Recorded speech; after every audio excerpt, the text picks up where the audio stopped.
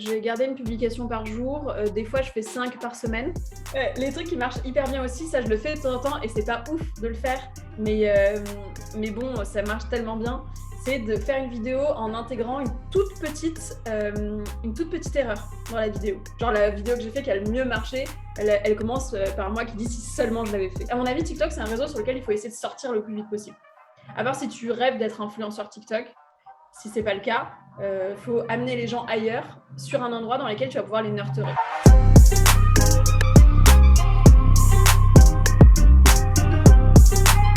Bonjour à tous et bienvenue dans ce nouvel épisode du Lead Talk. Aujourd'hui, je suis heureux d'accueillir Caroline Jurado. Caroline, bonjour, merci d'avoir accepté l'invitation. Salut, merci de l'invitation.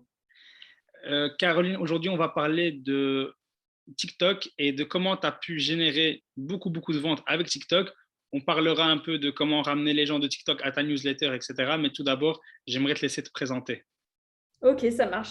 Alors déjà, c'est pas des ventes que j'ai générées avec TikTok, mais c'est des conversions, en effet. Et oui, pour me présenter rapidement, je dirige deux business.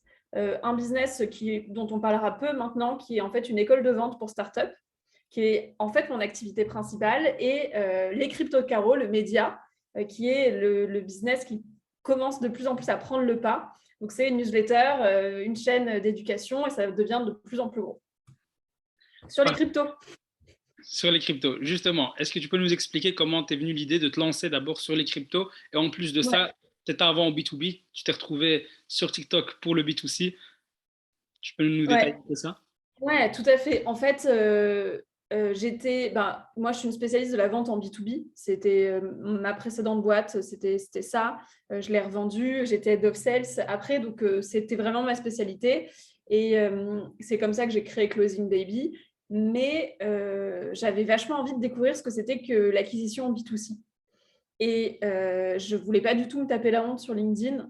En plus, c'est vraiment ça l'histoire. J'avais pas du tout envie de me taper la honte sur LinkedIn. Et du coup, j'ai cherché un réseau sur lequel je pourrais en fait tester plein de trucs sans que personne me connaisse. Et j'ai tout de suite pensé à TikTok. J'en ai parlé à un pote qui m'a dit mais pourquoi tu sais pas TikTok en fait? Et j'étais là genre ce truc pour adolescents, ouais ok d'accord, c'est sûr que personne ne me connaîtra dessus. Et donc c'est comme ça que m'est venue l'idée de créer une chaîne sur TikTok pour produire du contenu. Et pourquoi est-ce que j'ai choisi les crypto? Ça c'est vraiment par hasard. Ça faisait 2 ans ça fait 2 ans maintenant que je m'intéresse et que j'investis en crypto. Mais du coup je lis des trucs un peu tous les jours sur le sujet.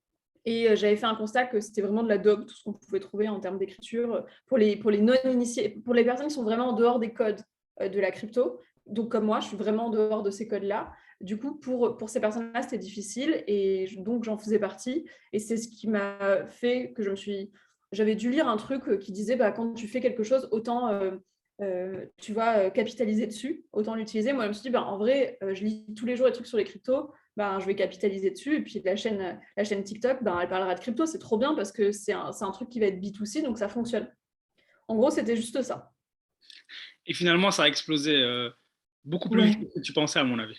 Mais en fait, ça a explosé évidemment plus vite que ce que je pensais, parce que moi, je pensais jamais que ça exploserait. Enfin, moi, je me suis juste dit, OK, Caro, pour analyser une situation, il faut un peu de recul. Donc, tu vas pas te poser de questions et pendant 1 mois, tu vas faire une vidéo par jour. Et à partir d'un mois, tu te diras, bon, est-ce que c'est un truc qui sert à quelque chose ou pas?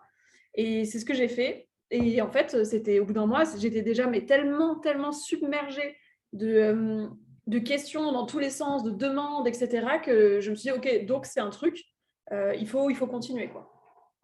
D'accord. Et on va dire, après combien... Enfin, ici, toi, tu comptais t'arrêter après un mois, mais après combien de temps tu t'es dit, finalement, ça marche vraiment parce que je suppose qu'avant le premier mois, le fait d'avoir cette régularité te permettait déjà de te dire, finalement, je ne vais pas m'arrêter après 30 jours. Franchement, je savais pas tellement. Ouais, oui, c'est vrai. En fait, j'ai remarqué quand même que les vidéos marchaient bien parce qu'il y avait tout de suite eu plusieurs milliers de vues sur mes vidéos. Et il se trouve que on a eu cette idée-là avec un copain à moi qui a ouvert une chaîne exactement en même temps que moi. Et lui, au bout de 3 semaines, en fait, il a arrêté puisque il a même pas voulu continuer pendant 1 mois parce que c'est vrai qu'il faisait jamais plus de 200 ou 300 vues sur ses vidéos, donc ça l'a saoulé. Donc moi, j'ai eu de la chance quand même que ça a quand même tout de suite décollé. Donc, j'ai pas eu besoin de C'est vrai que c'est un peu facile de dire ça. J'ai pas vraiment eu besoin, j'ai pas eu la galère en me disant non, mais vas-y, continue, essaye, on verra ce qui va se passer. C'est tout de suite beaucoup marché. Et t'expliques cette différence par le facteur chance uniquement, ou est-ce que tu penses qu'il y avait quelque chose en plus? Ben, je pense que ce qui fonctionne bien souvent sur les réseaux sociaux, c'est quand c'est un truc nouveau. Et en l'occurrence, une meuf qui parle de crypto, ça, c'était en français. Ça, c'était un truc nouveau. Donc, je pense qu'il y a eu vraiment ça. Et pour avoir consommé ton contenu, je dirais même avec cette facilité, cette simplicité, c'est-à-dire que tu as un côté pédagogue qui permet de simplifier les cryptos, qui est un univers assez complexe, et tu arrives à le transmettre d'une manière très, très simple. Et en plus, on sait que sur LinkedIn, enfin, sur TikTok, c'est beaucoup moins sérieux que sur LinkedIn ou ailleurs. Et il y a ce côté-là où les gens viennent vite, rapidement, tout est éphémère. On a juste envie de prendre une petite info d'une manière très, très légère. Et c'est transformer ce sujet aussi complexe en information aussi légère où je trouve que vraiment tu as apporté quelque chose, une fraîcheur à un domaine qui est assez complexe. Ouais, bah disons que enfin, ce que tu dis là, c'est tout à fait vrai, hein. TikTok, c'est vraiment un top funnel, quoi. Il y a que des gens qui passent pour se divertir, qui restent vraiment pas longtemps. Et du coup, enfin, j'ai essayé hein, de faire des vidéos un peu plus complexes, de raconter des trucs, d'expliquer vraiment des choses. Et ça marche. En fait, ça marchait jamais, quoi.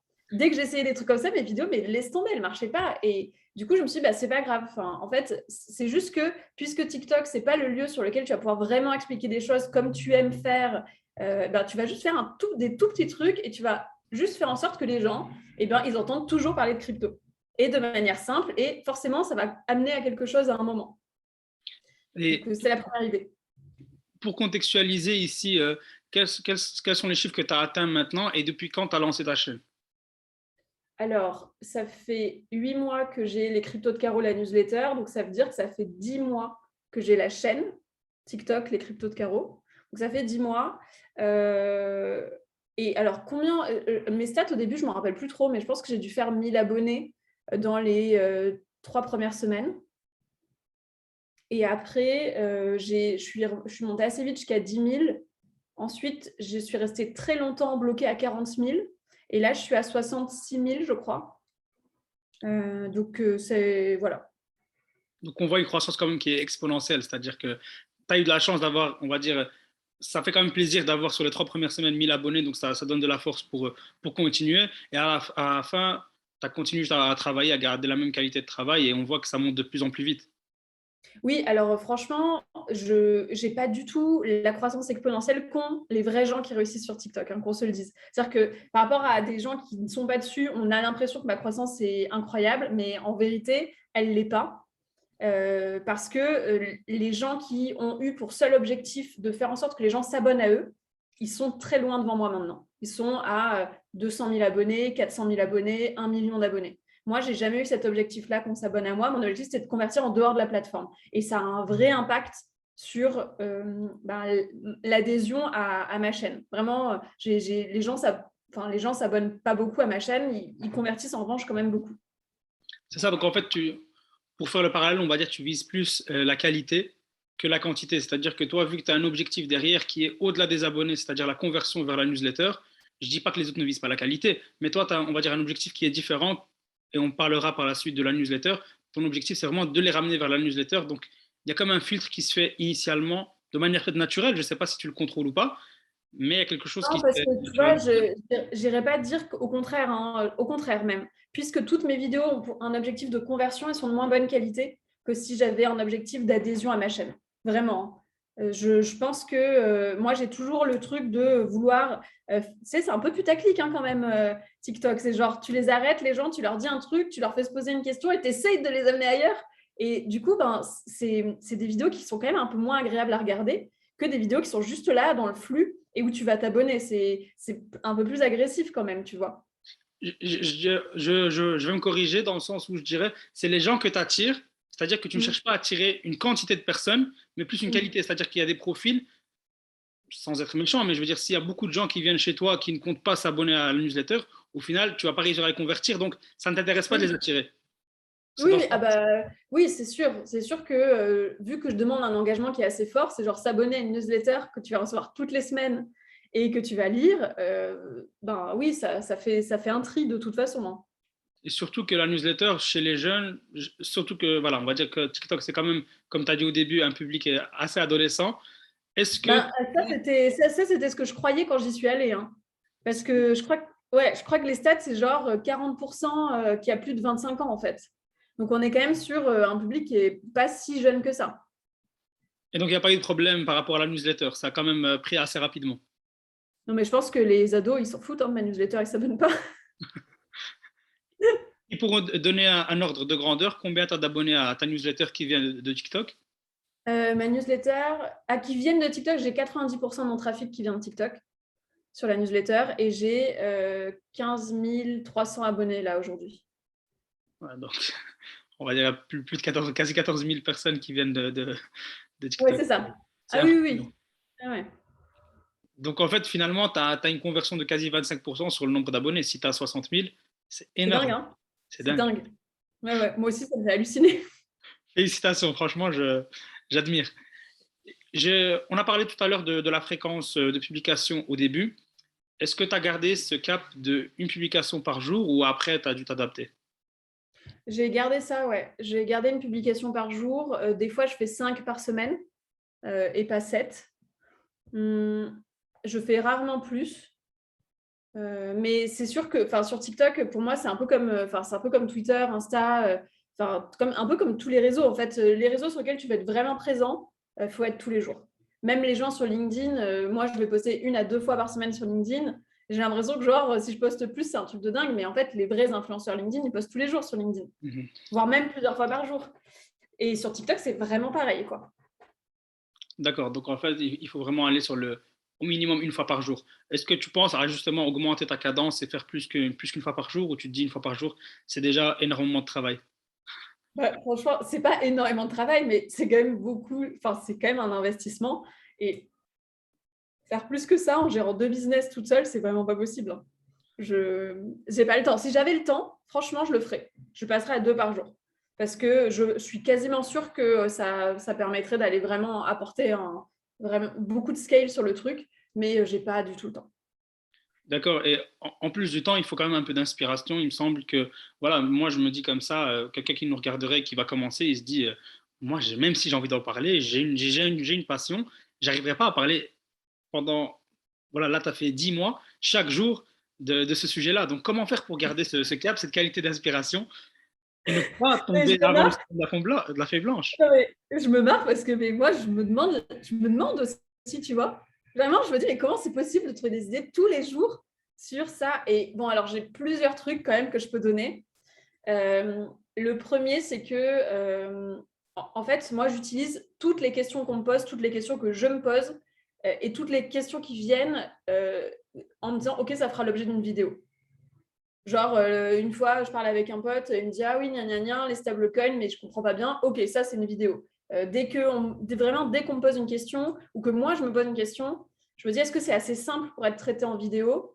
Enfin, tu as vraiment différents types de contenus. Si c'est du contenu un peu complexe, c'est un article. Et si j'arrive à isoler des petits éléments, ça fait des vidéos. Puis après, après, il y a des trucs faciles, c'est-à-dire qu'il y a les genres de vidéos récurrentes que je peux faire genre à chaque fois si j'ai pas d'idée. Je sais que ça va marcher, du type je vais te les dire, hein, c'est des trucs un peu plus techniques, mais on s'en fout. Genre, parler d'une crypto qui a fait une croissance de ouf. Ça, dire, je t'ai parlé de cette crypto il y a tant de temps, elle a fait une croissance de malade. Laisse tomber. Ça marche trop bien. Les trucs qui marchent hyper bien aussi, ça, je le fais de temps en temps et c'est pas ouf de le faire. Mais bon, ça marche tellement bien. C'est de faire une vidéo en intégrant une toute petite erreur dans la vidéo. Parce que ça énerve tellement les gens qui sont tous obligés de commenter et ça donne une viralité de malade sur une vidéo, tu vois, où genre j'ai fait une vidéo, j'ai dit ah oui, j'ai mis tant en ETH il y a tant de temps et en fait ça m'a donné ça et en fait il y avait genre 3 semaines de décalage sur ce que j'ai dit. Genre concrètement, le chiffre n'était pas possible parce que c'était 3 semaines de décalage. C'est rien, tu vois, on s'en fout, c'est une vidéo TikTok, mais les gens, ça les rend mais malades et ça donne tellement de viralité.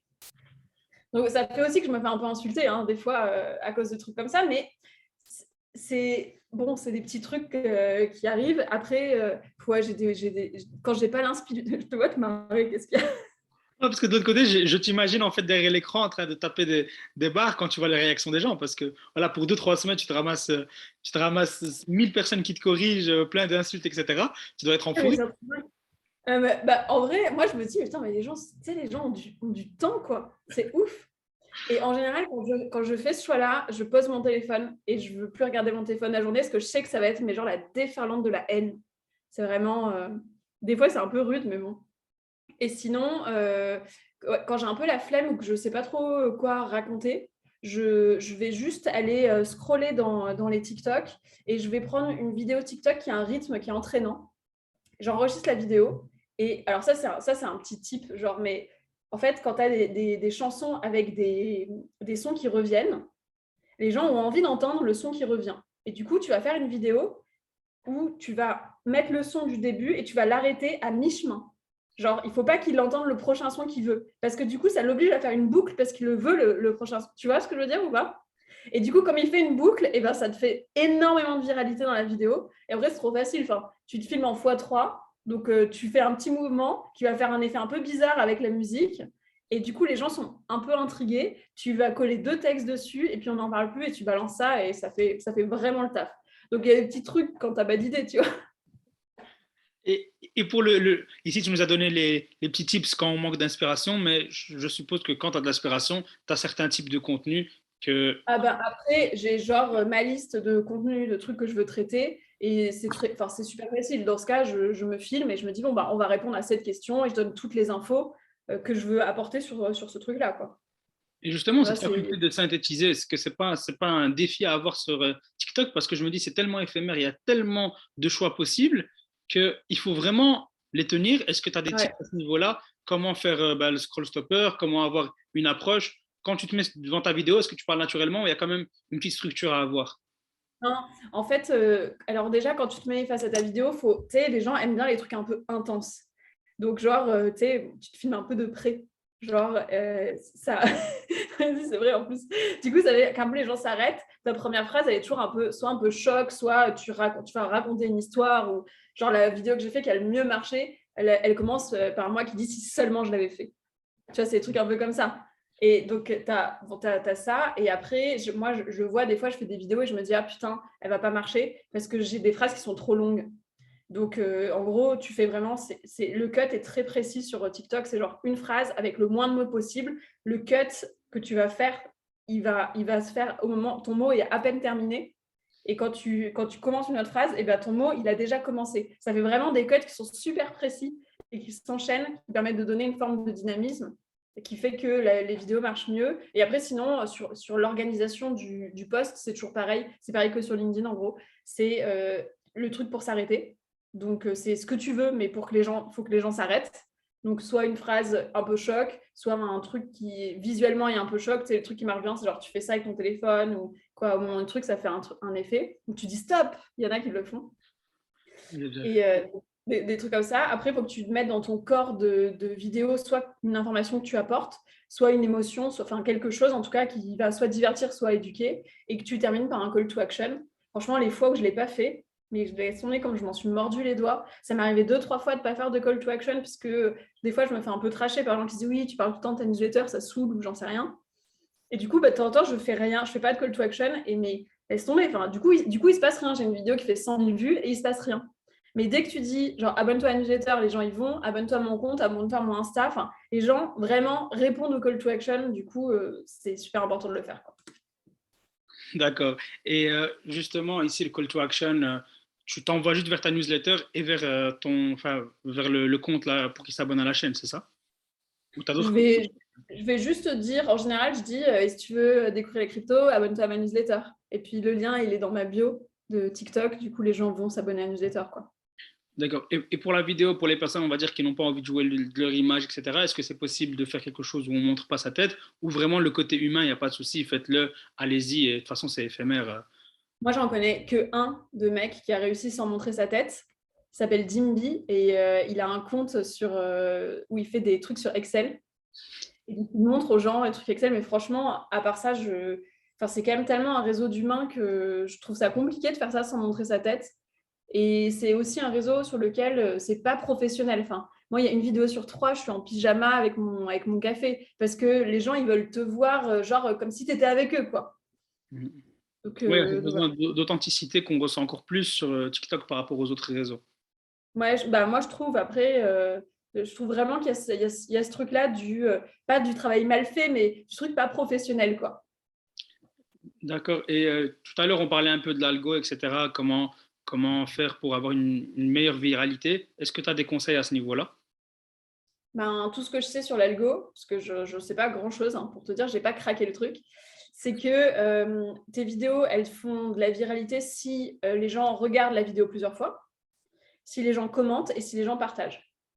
Et du coup, ben, c'est un peu comme tous les posts, quoi. T'incites à, ben, soit aux commentaires. Il y en a beaucoup, moi je le fais pas souvent, mais il y en a beaucoup qui disent, ah, ben, commente, dis-moi ce que tu en penses en commentaire, nanana, mais il faut que ce soit des trucs assez simples à dire, tu vois. Si c'est des trucs un peu complexes à répondre, les gens le font pas.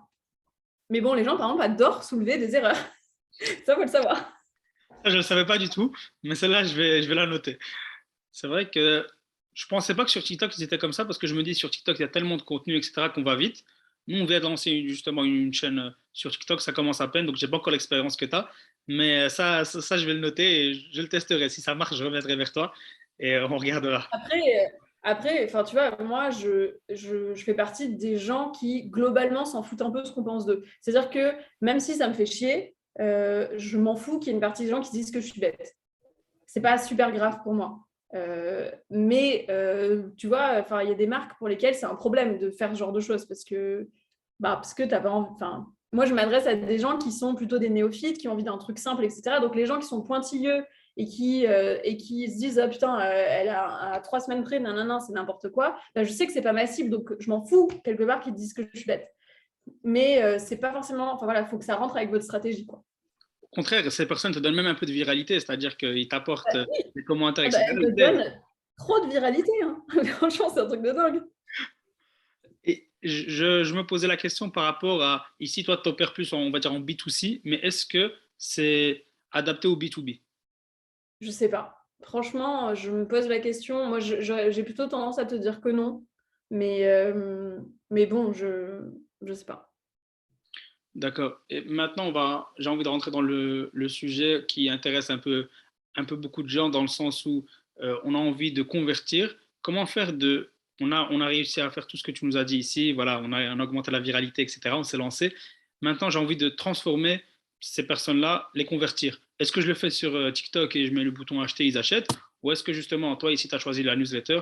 Donc, peut-être Moi, parle. je pense pas que les gens achètent sur TikTok. Ça m'étonnerait. Mais bon, après, je l'ai jamais essayé. Donc voilà. Mais pour moi, sur TikTok, ils recherchent de la gratuité. Donc, enfin, mon modèle, je sais qu'il fonctionne. Je sais que tu mets un lien vers une newsletter, les gens y vont, tu vois. Ou même tu mets un lien vers un événement. Je connais un gars qui a fait ça, ça a hyper bien marché. Il a eu genre 3000 ou 4000 inscrits. Il avait organisé un genre de webinar et ça avait donné vachement, vachement de viralité. Donc ça, je le sais. En revanche, vendre directement sur TikTok. À mon avis, TikTok, c'est un réseau sur lequel il faut essayer de sortir le plus vite possible. À part si tu rêves d'être influenceur TikTok, si ce n'est pas le cas, il faut amener les gens ailleurs, sur un endroit dans lequel tu vas pouvoir les nurturer. Donc, que ça soit. Il y en a qui convertissent sur Insta, par exemple, parce que sur Insta, tu nurtures un peu plus, mais ça reste quand même une population qui n'est pas acquise à toi. Donc, soit sur un site avec du recurring, une newsletter, enfin, quelque chose qui te permet d'avoir un contact direct avec les personnes pour pouvoir leur vendre ou pas après. Tu vois, moi, par exemple, je ne vends rien. D'accord. Donc, ça va. Donc, ici, quand je regarde un peu tout ce que tu as fait, toi, tu le ramènes vraiment vers la newsletter et c'est là où, on va dire, tu le nurtures vraiment bien. D'ailleurs, moi, j'ai souscrit à ta newsletter et même la manière avec laquelle tu écris, etc., on sent ce côté assez léger, c'est-à-dire qu'on ne sent pas un décalage avec TikTok. C'est ça l'avantage. Est-ce- Excuse-moi, ça a coupé parce que je pense qu'il y a eu un problème de réseau. J'ai pas entendu ta phrase. J'ai dit que toi, justement, sur TikTok, l'avantage que tu as, c'est que tu gardes cet aspect assez naturel qu'on retrouve aussi dans la newsletter. C'est-à-dire que Ah bah d'où oui, oui. D'où la question tout à l'heure avec le B2B et le B2C, c'est vrai que ce serait compliqué de vendre en B2B avec ta newsletter à toi, où tu es vraiment Caroline. Parfois, on sent même que tu as écrit le mail en pyjama, limite. On sent que voilà, on est vraiment proche enfin, tu es assez proche des gens. Et ce décalage-là, est-ce que tu l'as déjà vu chez des personnes entre TikTok et puis de l'autre côté, leur manière de convertir? Bah, en fait, à part moi, je connais personne qui convertit depuis TikTok, donc je peux pas vraiment te dire. Mais je sais que ce ton-là de newsletter et la façon dont je présente, je fais toujours un petit gif de moi, de là où je suis quand j'écris la newsletter, etc. C'est une volonté parce que je sais que mon public vient de TikTok et que c'est des gens qui m'ont vu en vidéo de manière voilà, assez légère et que derrière, ils ont envie de s'informer sur un sujet qui est complexe de manière légère. Donc, moi, c'est un ton qui me convient parfaitement. Pour le coup, moi, j'ai mon product market fit qui est des genre au poil sur ce truc-là. J'ai rien eu à changer pour ça. Et c'est sûr que une identité un peu plus corporate, je sais pas comment ça peut bien s'inscrire là-dedans. D'accord. Merci, j'ai vu un peu toutes les questions que j'avais. Maintenant, j'aimerais juste conclure avec toi par rapport aux différentes erreurs à éviter pour quelqu'un qui voudrait commencer sur TikTok. Ouais. Quelles sont les erreurs à éviter? Faire des vidéos qui sont un peu trop, se décourager trop vite, c'est une erreur aussi. Caroline, ça a Ne pas complètement itérer, bugué. enfin vraiment. Ça a complètement bugué. Est-ce que tu peux juste répéter? On coupera de toute façon, il n'y a pas de souci. Mais voilà, Ouais. j'ai posé la question sur les erreurs. Je couperai à ce moment-là, je te laisse répondre. Ouais. Bah, les erreurs, je dirais que c'est de produire du contenu qui soit trop lent, de manière pas assez régulière, et de penser qu'on est vraiment bas dans le funnel. On est vraiment top funnel sur TikTok. Il ne faut pas oublier qu'on va être entre un mec qui chante hyper bien et un groupe de danseurs. Tu vois, enfin, il ne faut jamais oublier ce truc-là quand tu fais une vidéo. Je dirais ça. Et puis après, bah, faut y aller, quoi. Faut pas essayer de faire bien, mais il faut essayer de faire mieux à chaque fois. Justement, j'allais te poser la question de comment tu conseillerais quelqu'un qui a envie de se lancer. Je pense que tu as donné le conseil. Est-ce que tu en aurais d'autres? Si tu n'es pas sûr de toi, mise sur les musiques. Ça aide énormément à rendre une vidéo un peu dynamique, etc. Et puis, franchement, au pire, tu vas te taper un peu la honte, quoi, et c'est pas grave. Donc, il faut juste y aller. Parfait. Merci beaucoup, Caroline. Toute la valeur que tu nous as apportée sur TikTok, tu as donné, je pense, envie à tout le monde de se lancer. Pour les personnes qui ne la suivent pas encore, allez la suivre. C'est Caroline Jurado partout, que ce soit sur Mm. LinkedIn, TikTok, etc. Trop Sa facile. newsletter, c'est une tuerie. Allez vous y abonner. Allez juste voir, même si vous n'êtes pas intéressé par la crypto, c'est quelque chose voilà, qui commence à rentrer dans tous les ménages. Et c'est intéressant d'aller quand même s'intéresser et s'informer. Et en plus, tu le fais de manière assez légère avec un sujet très, très complexe. Pour conclure, j'aimerais juste, Caroline, si tu peux me donner trois personnes que tu penses intéressantes à interviewer pour cette émission. Bah, je te recommande Alexandre Vaquier, des héros de la vente, Benoît Dubos de Scalesia et Caroline Mignot. Parfait. Merci beaucoup. On essaiera de les avoir. Merci beaucoup, Caroline, pour cet épisode. Beaucoup, beaucoup de valeur. Merci encore une fois et je pense qu'on te reverra bientôt pour un prochain épisode. Oui, merci à Ciao. toi.